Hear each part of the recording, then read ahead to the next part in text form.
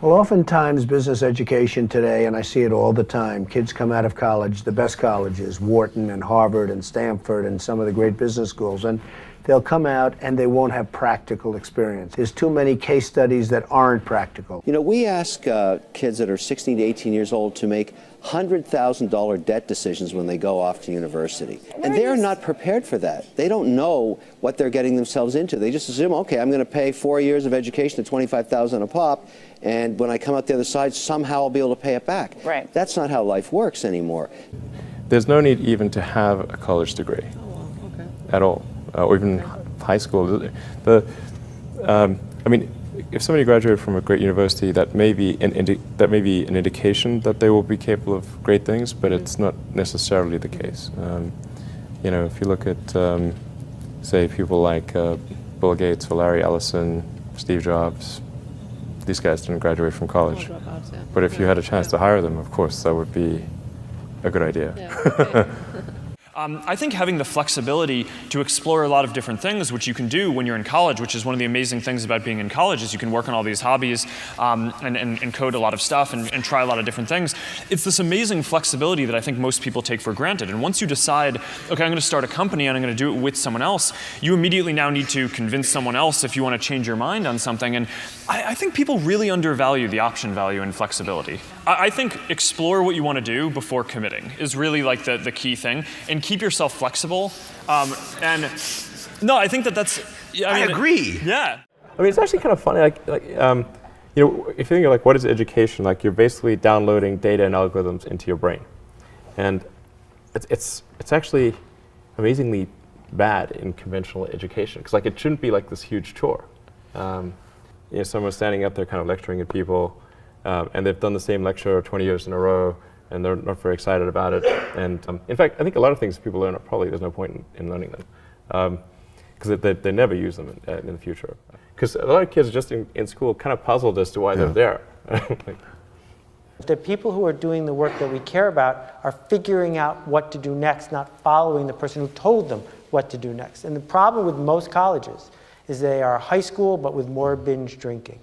The entire purpose of a good university is to give you a foundation to fail, not a foundation to get an A. And if you graduate from college with straight A's, you have to do some serious soul searching as to why you chose to spend your time doing that. The A students work for the B students, the C students run the businesses, and the D students dedicate the buildings. It's like the newspaper industry, right? More printing presses, more big buildings, right? Makes us look grander. We have brains that we're putting them out there. There's a point of diminishing returns in terms of what it's worth for a college education and how much debt you're willing to saddle yourself with. A lot of people follow. A lot of people are followers. Generally, if not, we'd have problems. We have too many entrepreneurs. We have too many successful people. Like, look how many people go through business classes. If everything you needed was in that actual business class, in that book, it'd be too many successful business people. Right. How many people graduate? Matter of fact, the professor wouldn't have the time to sit there and teach you. That knows this book damn near verbatim, page by page. He knows it, right? Because he'd be an entrepreneur. Yeah, he's too busy. I'm doing way too much right now because I got the palm trees and we selling so much stuff that I'm doing that I ain't quite got time to teach no mother class right now because I'm winning. And so when you walk into a boardroom with a bunch of guys in suits who all went to college, you're fine. Yeah, I mean, because they read a bunch of words. I've lived a bunch of life. Well, that's true. Their law degree doesn't intimidate you, in other words. It kind of evens us out, whether they know it or not. Where do you think you get that self-esteem from? Seriously. I mean, most guys... My mom, first and foremost, but then just living life. Like, you know, being in real situations and happen to be a person of high integrity and honesty and, you know... You never embarrassed yourself? No, of course not. You never walked in and said, "Oh, everybody thinks I'm ignorant here. I'm stupid." I don't feel ignorant. Right. You know, I don't. Right. I felt like I came up in a situation, or a time, you know, where I wasn't afforded certain opportunities, and if afforded opportunities, I could be Oprah. I could be Bill Gates. I could be Warren Buffett. In my experience in business, there is very little difference, if any, between a very high-priced business education and what's available for a lot less money. I went to the University of Nebraska at Lincoln my last year in college. I went to Wharton for a couple of years before that. I learned just as much at the University of Nebraska as I did at Wharton. You need to be prodded in the right direction, but an awful lot of it is self-taught. It isn't necessary to pay $30,000 or $35,000 a year to go to some big-name school to get the education at all. I mean, if you're going to learn accounting, which is probably the most important course you'd take in business, if you're going to learn accounting, you can learn accounting absolutely as well, in my view, going to UNO as going to Harvard. I mean, I see. I'd bet on that, and so I wouldn't run up huge bills. And education is very good at training people to do the same things that we've done over and over again. And I think there's always a question what the nature of the educational good is. You can say it's an investment good, where you're investing in the future. You can say it's a consumption good, like college is a 4-year party. I think most of the parents and students think of it actually as an insurance policy, where you're buying this really ever more expensive insurance so that the students don't fall through the really big cracks in our society, and we should be asking some big questions why the insurance costs are going up and up like that. And if you were the president of Harvard or Stanford, if you wanted to get a lynch mob of students, alumni, faculty to come after you and try to lynch you, what you should say is something like this. We live in this much larger, more global world. We offer a great education to everybody, and so we're going to double or triple our enrollment over the next 15 to 20 years. And people they'd all be furious, because the value of the degrees comes from this massive exclusion, and what you're really running is something like a Studio 54 nightclub. I hated school. I really hated school. I hated school, generally, right? Because it was this instruction following thing. Now, I bet you it's probably also because I wasn't good at it. And some people, like I've got a great conceptual memory and a terrible rote memory.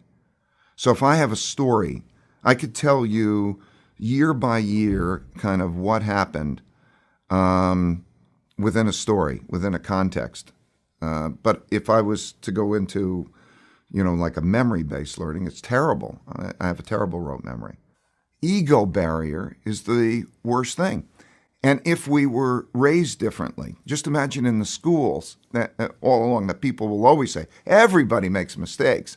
Everybody has weaknesses. The key is really to understand what your mistakes and weaknesses are so that you can learn from them, right? I think punishment is a terrible concept. Punishment means that you made a mistake and you're being punished.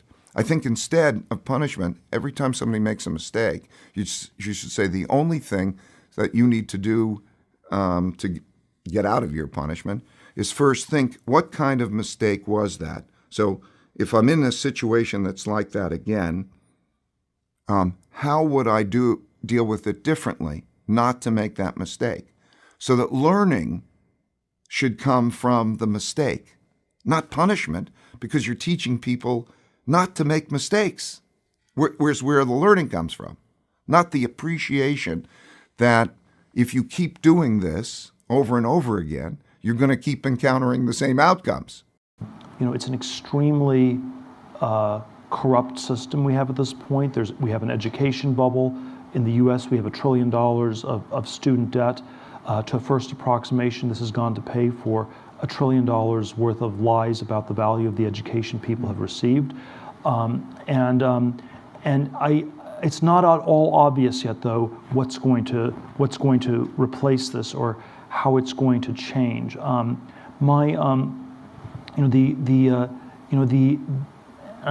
somewhat skeptical that it will be replaced by any sort of single unitary system. I have this fellowship for young people to start companies. It's not, my claim is not that everybody should do this. I don't think everyone should become an entrepreneur. And I think there is no one size fits all. I think the future will be much more heterogeneous, much more diverse in terms of what people do. What's really anomalous is the sort of unitary tracking, where you have to go to an elite college, you go to Yale or you go to jail. There's nothing else you can do, And so I think the universities are perhaps in perhaps in the same place as the Catholic Church was in 1514, if we go back 500 years, where you had sort of this monolithic way, this universal way of body of knowledge of teaching things. The difference between the Yale and the Harvard political science faculties are probably no greater than the differences between the Dominicans and the Franciscans. So we have all kinds of small debates within this context. We have a system of indulgences that's costing more and more to support this priestly or professorial class of people. We are told that it's the only way to salvation. You must get a diploma to be saved. If you do not get a diploma, then you will go to hell. And I think the message that I have that's like the 16th century reformers, that's a somewhat troubling message, is that you have to work out your salvation on your own. You have to save yourself, and that's I believe that is the truth, but it's a somewhat uncomfortable one.